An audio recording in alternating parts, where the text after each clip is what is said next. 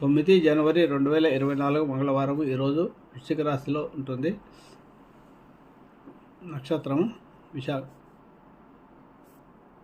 9 జనవరి 2024 ఈరోజు మంగళవారము. ఈరోజు జ్యేష్ఠ నక్షత్రము వృశ్చిక రాశిలో ఉంటుంది. ఈరోజు చంద్రబలం ఉండే రాశులు ఏంటంటే వృషభ రాశి మరియు మిథున రాశి మరియు కన్యా రాశి